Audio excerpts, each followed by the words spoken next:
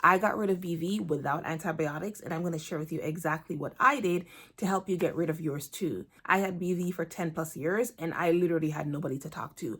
I didn't share this information with my friends. I didn't share it with my family because I was too embarrassed to bring up the topic, because like no one really openly speaks about their struggles with their vaginal health. It's really a taboo topic, right? You're scared of being judged and you're absolutely embarrassed and humiliated even before the conversation comes up. So it's something that everyone really keeps on the down low. When I was struggling with BV, I really had to depend on myself.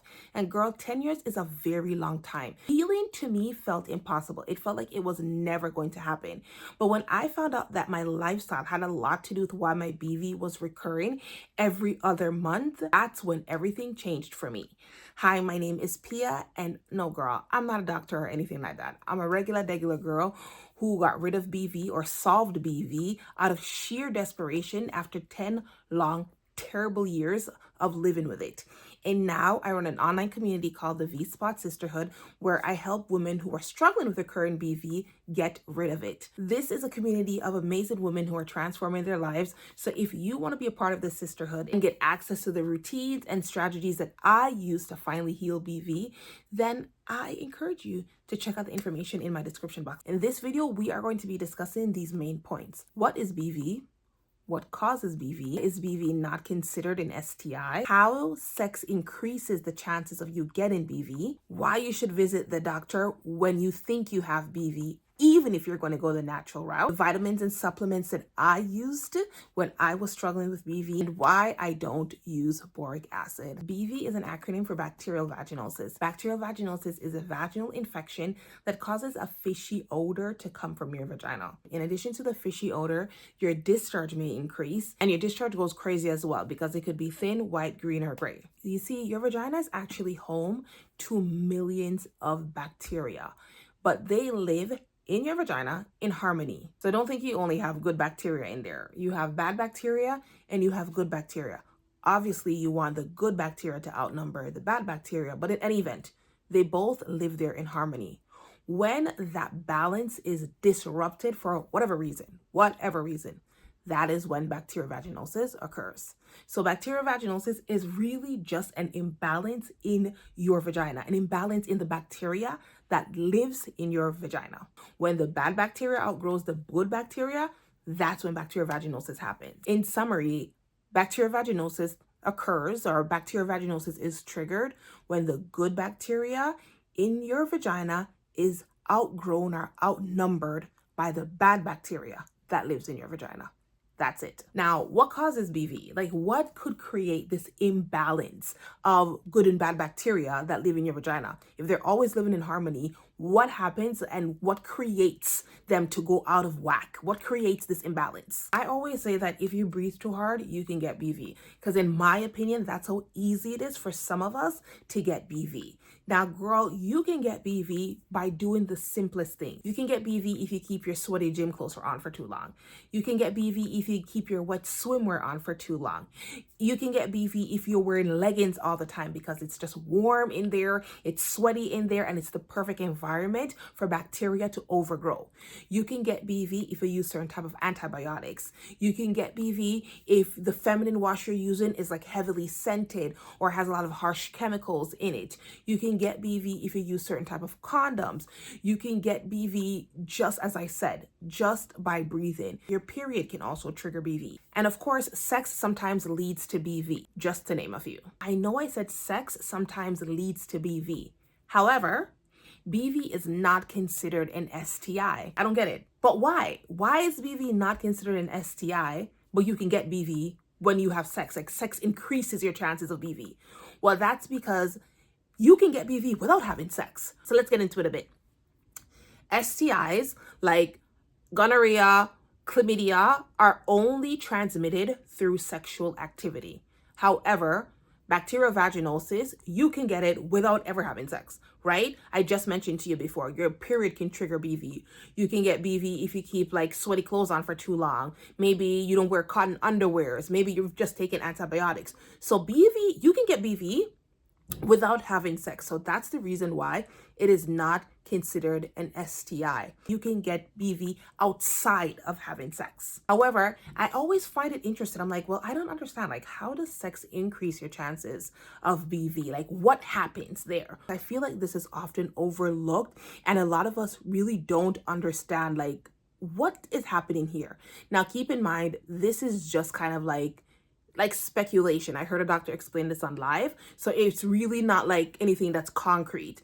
There's so much that is unexplained when it comes to BV. There's so much research that's still going on. So this is just a thought that she had when we're just like, well, I don't understand. Why does my man throw me off? Or why is my new partner throwing me off? So this is how she explained the different types of relationship and how sex actually increases the chances of BV in these types of relationship. Say you get into a new relationship, right? And you have sex with your partner. Your vagina, in some instances, your vagina is not used to the bacteria from your partner's penis. Now, keep in mind, we all have bacteria on our bodies, right? Like we have trillions of bacteria. Your partner also has his own makeup of bacteria. So you guys have sex. You guys don't use a condom. Now, your partner's bacteria is introduced to your vagina, and your vagina is like, hold up, wait a minute. I really don't know who you are. I think you're a predator, and I'm going to call 911. And hence, BV is triggered. So that's how sometimes you have a new partner, and you're like, I don't understand. I keep sleeping with this guy, and he's triggered my BV. Well, not my BV, but when I sleep with this guy, BV is triggered. It could possibly, not the only explanation, it could possibly be because your vagina is not used to the bacteria that he naturally has, right? And sometimes that upsets your vaginal microbiome, and then unfortunately you get BV. So that's one explanation I heard. Second relationship that she spoke about was when you've been in a relationship for a while. Say you're in a relation with someone. It's been months, it's been years, it's been weeks, whatever. But you guys have or continue to have unprotected sex and you're fine. Your vagina is used to his bacteria. Nothing happens. Nobody's getting thrown off and you're good to go. All of a sudden, you guys have sex, unprotected sex, just like the way you used to. And now your vaginal microbiome is just like, girl, hey, wait a minute. Who are you? I don't know you from nowhere. You're a predator. I'm calling 911. And then your BV is triggered. That could be an indication that, hey, this man is stepping out on me because we've been having sex. I never had BV before, but all of a sudden this is coming up. Could he have possibly had sex with someone else, unprotected, and brought back that person's bacteria to my vagina? And now my vagina is like, hold up, girl, wait a minute. I don't know what this bacteria is. I've never seen it before. It's a predator. I'm calling 911, and now your BV is triggered. The last relationship she explained was same-sex relationships. She actually said you'll find BV more prevalent in relationships where women are having sex with women. And this is because there is a direct transfer of vaginal fluids. So if one person has it, it won't be long until the other partner has it, simply because they are directly exchanging vaginal fluids with each other. So why should you go to the doctor even if you've decided to naturally treat bacterial vaginosis? Because, girl, it may not be BV. The research shows that 60% of women self-diagnose. So I know we live in a world where you can Google absolutely everything and you can get an explanation of what is going on. However, that should not be the end all and be all when it comes to you knowing what is going on with your body. If you are getting symptoms, you Google it and you're like, oh my goodness, these symptoms seem similar to bacterial vaginosis. Don't all of a sudden self-diagnose and then just start moving accordingly. Like, oh, I know I have bacterial vaginosis according to Google, so I'm going to do this, that, and the other. No, girl. Go to the doctor, because Google may think it's a bacterial vaginosis, but when you go to the doctor, what if it's not? So this whole time you've had this whole other infection that needed to be treated, that they could have caught early, but because you self-diagnosed, because Google told you that you had BV, now you're in more trouble than you would have been had you gone to the doctor in the first place. So I'm always going to be encouraging women, please, if you think that there's something going on with your vagina, and if you see that you are struggling with your vaginal health, my number one advice is always to go to the doctor. There is a place for medicine in this world. And I will always say, us women who struggle with bacterial vaginosis, if we had a choice in the matter, and I don't know if choice is the right word, because I've taken antibiotics, or took antibiotics when I was struggling with bacterial vaginosis, and they just didn't work for me. But girl, I would have paid anything or done anything to be on the side of women who it actually worked for, because trial and error, or buying this, buying that, and the mental struggle and how debilitated it is to deal with BV, I wouldn't wish it on my worst enemy. So believe me, some of us who have gone the natural route to be like, okay, I need to figure this out on my own, it is not because we were just like, you know what, I don't care about the doctor, I'm just going to do this on my own. It's literally out of sheer desperation, because we've been to our doctor a billion times, the doctor's not helping us, and we've decided that, okay, honestly, if I'm going to have any type of normalcy in my life, I'm going to have to take matters into my own hands, because the doctors are not helping me. So don't put yourself in that category. Don't go through the struggle and the hardship of trying to figure out bacterial vaginosis naturally. If you can just go to the doctor, get the medication, and it works for you. There is a percentage of women that the medication actually works for. And girl, what if you fall within that category? Let's get to why you're even here. Let's get to why you even came on this video in the first place. How I treated bacterial vaginosis. How to naturally treat bacterial vaginosis. And I'm going to jump right in. Number one, probiotics. Let me tell you something.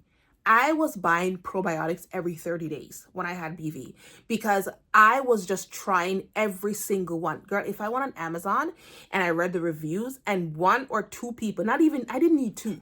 Once I saw that there was a review from somebody that said, hey, I had BV and this worked for me, or even if they didn't say BV, once they mention vaginal health, I know what they mean, okay? Because people don't just say vaginal health willy-nilly. It's just a nice way of just covering the fact that, girl, you're struggling with the fishy odor, right? You're struggling with the fish market down there. So once I went on Amazon, read a review, and somebody was like, oh my goodness, it helped my vaginal health and I'm good to go down there. I'm like, excuse you? I'm buying that immediately. So I was buying a new probiotic every single week, and I didn't care what it costs, because I just made up in my mind that, listen to me, if it's going to cost me $100 or $150 to take 30 days worth of probiotics and be BV free for the rest of my life, that $150 is more than worth it, because that's how I was struggling to just exist in the world. So it's not that money wasn't a factor to me, it's just that I didn't care. But after a while, after thinking from a logical perspective, I was like, actually, this is getting stupid. Like, I can't keep buying a new probiotic every single month. There has to be a more like strategic way of approaching this. And that's when I did my own research and found out about Lactobacillus crispus. Now, girl, if you watch me on TikTok, you know already. Like, I'm always going to shout from the mountaintop that if you are struggling with your vaginal health, you should be taking a probiotic that has Lactobacillus crispus. What I got from the research that I was reading, as I said, girl, I'm not a doctor or anything like that. I just figured this out of sheer desperation. So basically, Lactobacillus crispus is a good bacteria that lives in your vagina. However, when you're struggling with bacterial vaginosis, Lactobacillus crispus is depleted or really low, and it's one of the bacteria amongst many other, because it's now the only one in there, amongst many others that you want to ensure that is increased. You want to increase that as much as possible. So girl, when I saw that, I was like, okay, now I'm only going to buy probiotics with Lactobacillus crispus. Then I also did some more research to find out like, okay, so what are the names of the other bacteria that live in the vagina, that I probably have and are probably depleted because I've been struggling with this thing forever.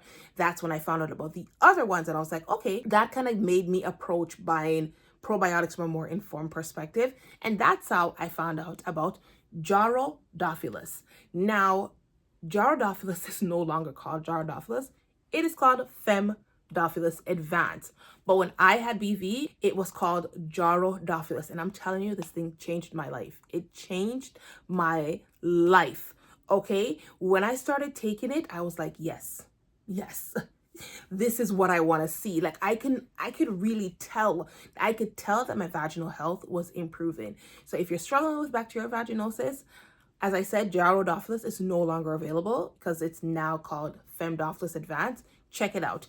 Azo is also another great one that I know has worked for many women who struggle with BV. Women in my membership also talk about this as well. Azo or Femme Dophilus Advance. The second thing I did was take vitamin D. Now, when I was struggling with BV, the research that I read was saying women who struggle with bacterial vaginosis are usually deficient in vitamin D. This is the research that I stumbled upon. Now, years later, the research is really kind of like wonky on that. It's actually saying, well, no, not really. Like women who struggle with BV are not necessarily deficient in vitamin D. However, when I was struggling with BV, that's what the research said. So what did I do? I started to take vitamin D. And how I look at it present day is vitamin D still supports your immune system. So it's great to fight off infections in any case, even if it is not directly linked to BV. Girl, it's great for your immune system and to build up your immune system. And that's what you want when you're struggling with BV. So why not take it? The next thing I did was drink more water.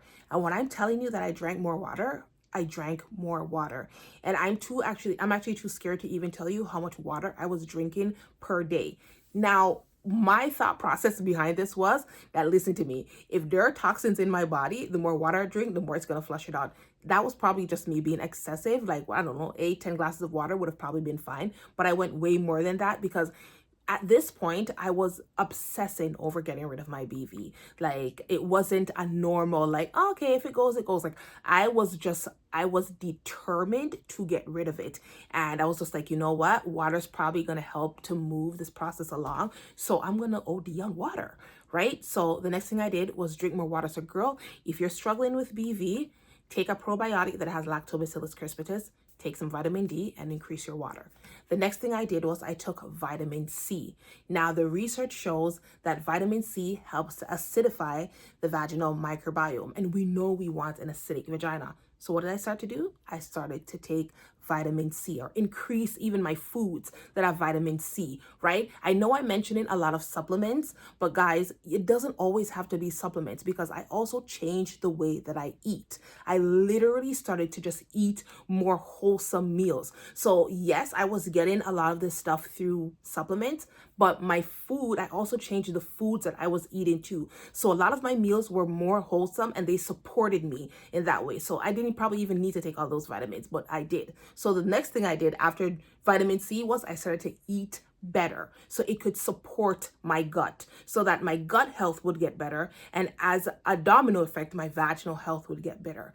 And last but certainly not least, I started to reduce my sugar because we all know sugar feeds the bad bacteria. So how I looked at it is if sugar's feeding the bad bacteria, the more like sugary stuff that I eat, like the pastries, the donut, the cookies, the ice creams, all of that stuff, is the more I'm asking BV to stick around. The high sugar foods, I reduce that. But girl, I was still eating fruits and all of that stuff because I thought it was just excessive not to. So I was trying to eat more natural sugar, even though now I hear a lot of people say your body doesn't know to differentiate between like natural sugars versus the other one. But in any case, I reduced the cakes, the cookies, the donuts, the ice caps. There's all of that sugary stuff that I was hooked on and really started to like move towards like a wholesome diet.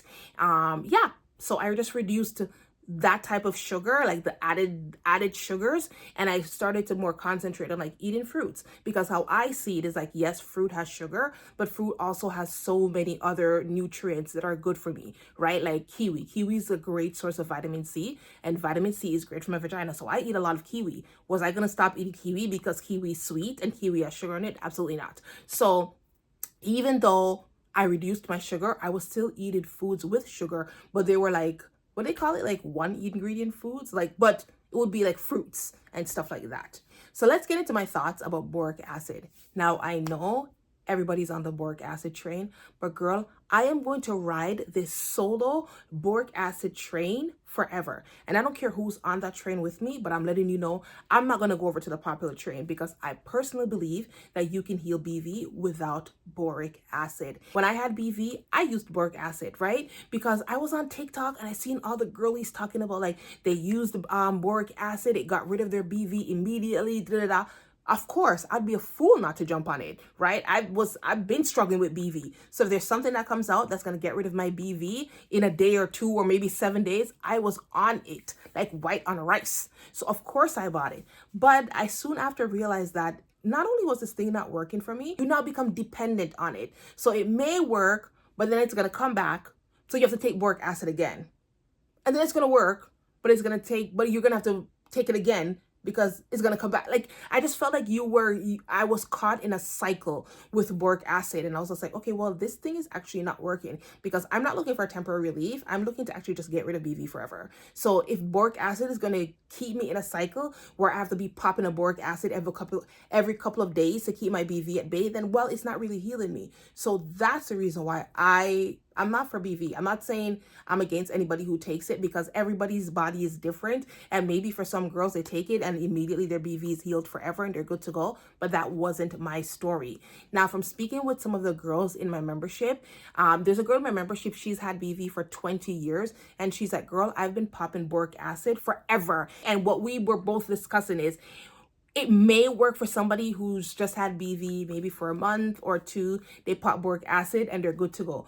But for us, the girls like us who've been with it 10, 15, 20 years, it doesn't work the same, right? Like, I find that it has to be popped every now and then in order to keep BV at bay. And after a while, it actually just stops working. So that's one of the reasons why I'm not really on the boric acid train. I'm not a hater either. Like, if you take it and it works for you, then girly, I'm happy for you. But it's not for me. It's just not for me. Let's quickly sum up what we discussed in this video. What is bacterial vaginosis? We know it's when there's an imbalance in the bacteria that grows in your vagina. And we know it can be triggered by literally breathing, right? You can go to the gym, you don't take off your gym clothes, it can trigger BV. If you take antibiotics, it can trigger BV. Your period can trigger BV. Like, we just know that, like, whatever, anything can trigger BV. We've also discussed that BV is not considered an STI because, well, you can get BV without having sex. Talk about the fact that, girl, don't self-diagnose. If you think something's going on with your vagina, go to the doctor. Do not self-diagnose through Google. We spoke about how I naturally healed BV with probiotics, with vitamins, changing my lifestyle and eating better. And then finally, I told you, girls, I don't mess with boric acid. It just is what it is. So that's all that I have for you today. But girl, we still have so much to discuss. So I'll talk to you soon.